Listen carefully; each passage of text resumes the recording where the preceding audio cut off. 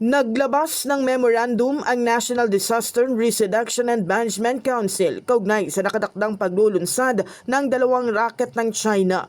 Ayon sa memorandum, dalawang rocket ang nakatakdang ilunsad ng People's Republic of China sa June 16 at 17. Ang una ay ang Long March 3B na ilulunsad sa June 16 mula Xichang Satellite Launch Center sa pagitan ng 5:40 hanggang 6:29 ng gabi oras sa Pilipinas.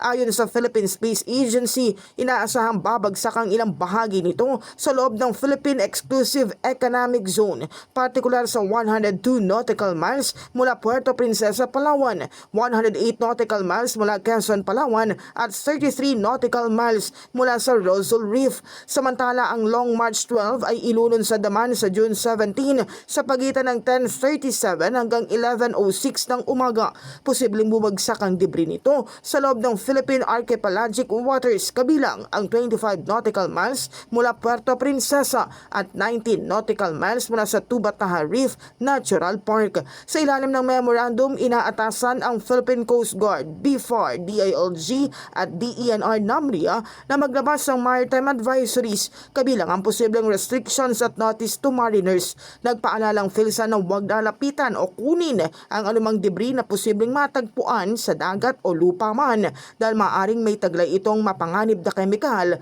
mula sa rocket fuel.